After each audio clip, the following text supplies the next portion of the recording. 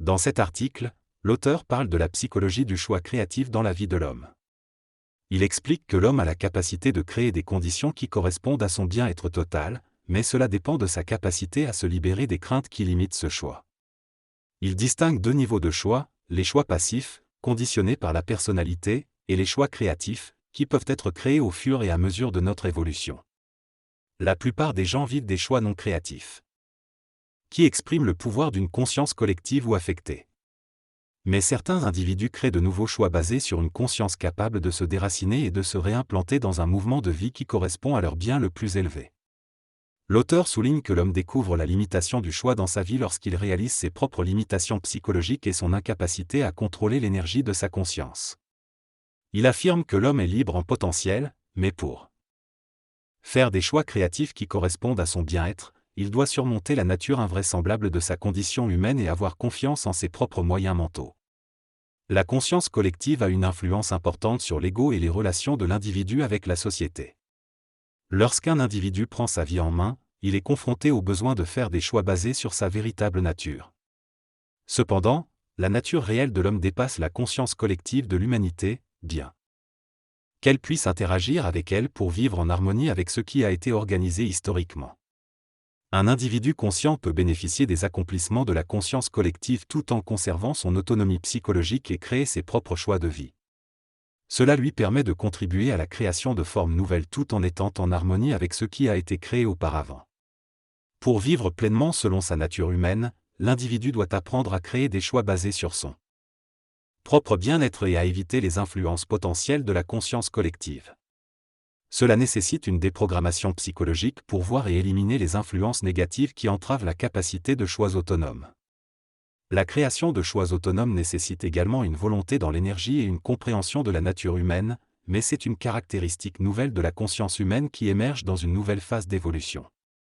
L'individu doit reconnaître que toute perception de limitation est une illusion créée par son ego, résultant des relations entre la conscience collective et son être.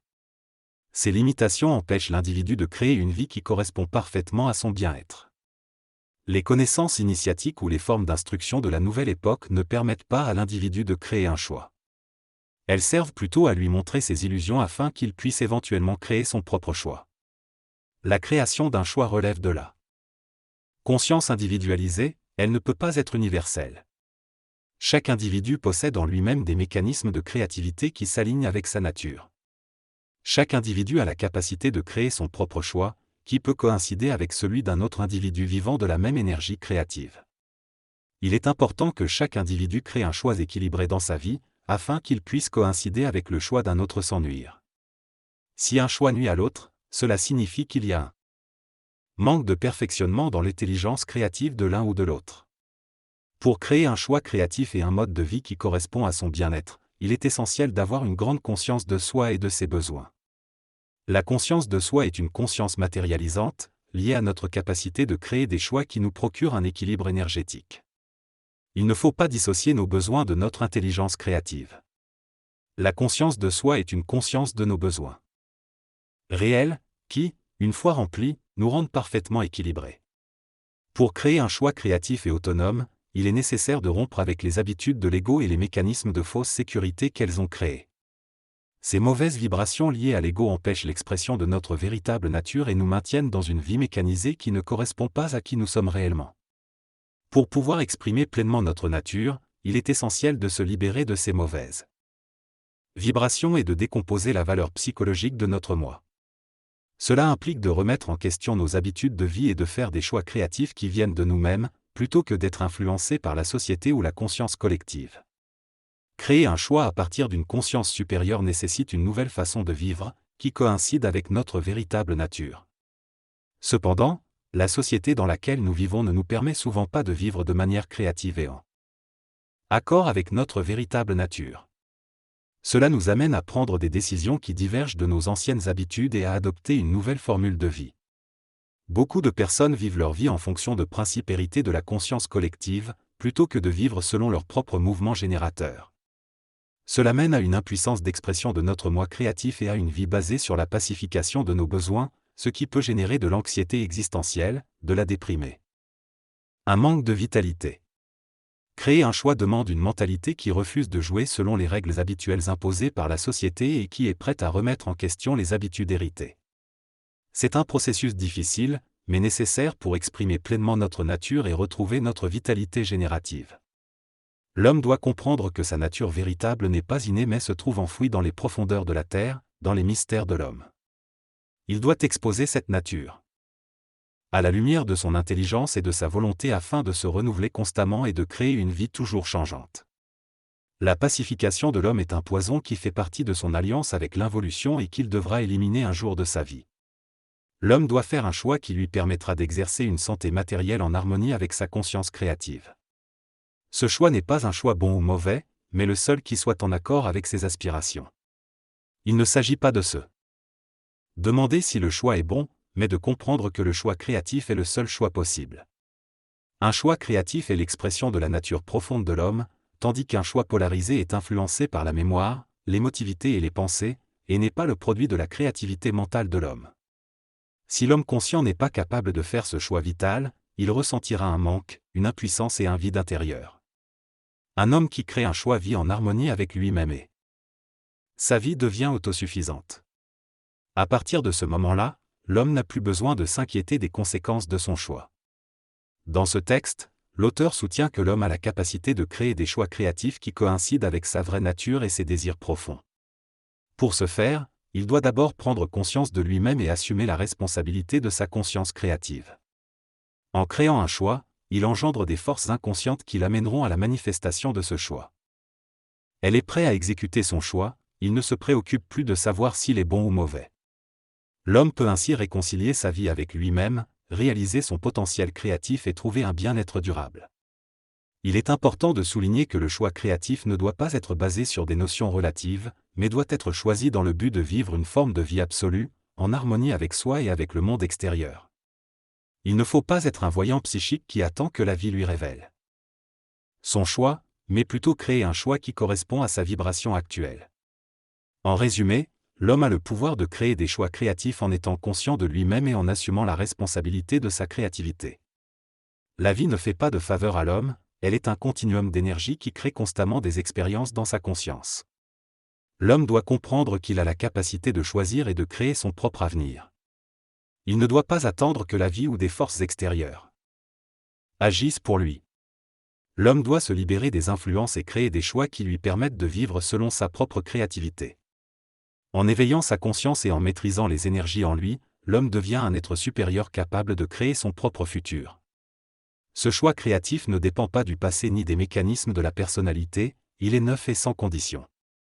Bien que l'homme ne possède pas encore toutes ses facultés, il a en lui une partie essentielle qui sait, même si elle n'est pas encore capable de l'exprimer.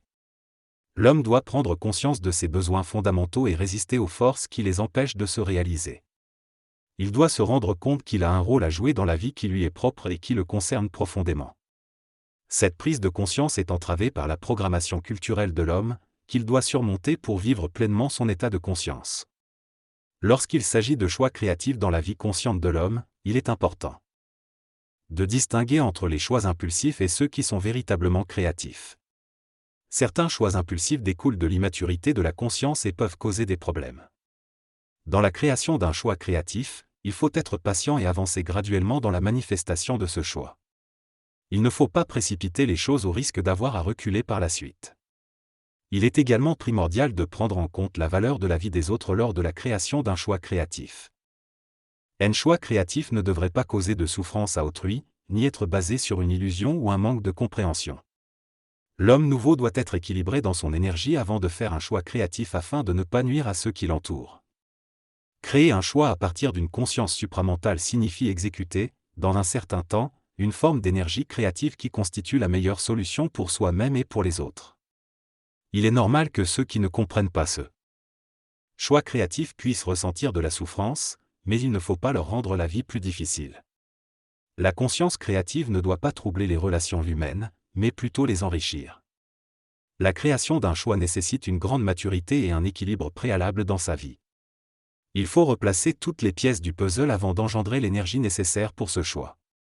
Il est essentiel de vivre de manière créative tout en minimisant la souffrance dans la vie des autres.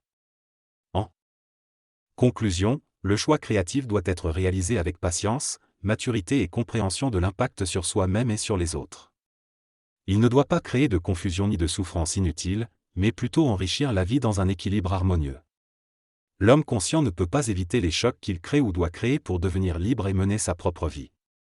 Cependant, il doit veiller à ce que ses choix créatifs ne causent pas de souffrance inutile aux autres.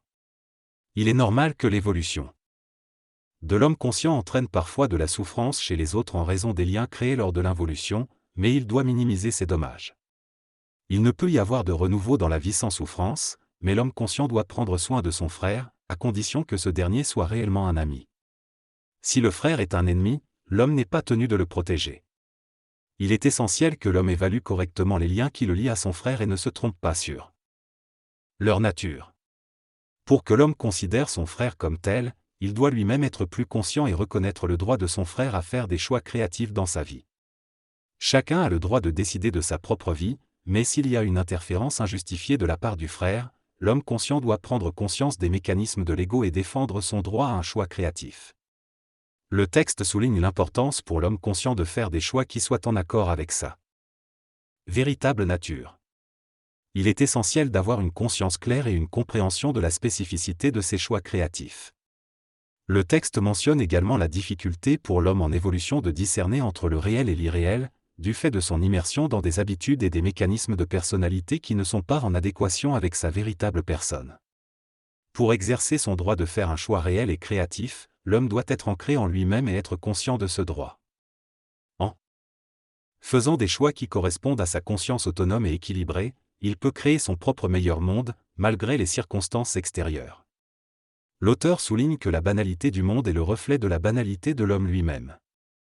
Tant que l'homme ne pourra pas générer suffisamment de force pour neutraliser cette banalité, sa vie restera limitée et prisonnière de la conscience collective. Pour sortir de cette condition, l'homme doit prendre conscience de sa maîtrise sur sa vie et chercher à la transformer. L'évolution de la conscience supramentale sur Terre ouvrira de nouvelles possibilités à l'homme, mais il devra d'abord reconnaître la banalité de sa vie et vouloir la changer. Être inconscient et banal est une chose, mais être conscient et banal en est une autre. En prenant conscience de son potentiel créatif, l'homme peut commencer à percevoir une porte vers une vie plus intéressante et épanouissante. Il doit maîtriser son énergie pour éliminer la banalité restante dans sa vie. L'auteur explique que les choix réels ne provoquent jamais de perte car seule la personne inconsciente perd. Il soutient que ceux qui ont l'impression de perdre lors d'un choix réel ne font pas réellement un choix, mais plutôt ils espèrent ou projettent. Il met en garde contre le danger de vouloir à tout prix, car cela peut conduire à écraser les autres et à être prisonnier d'une illusion.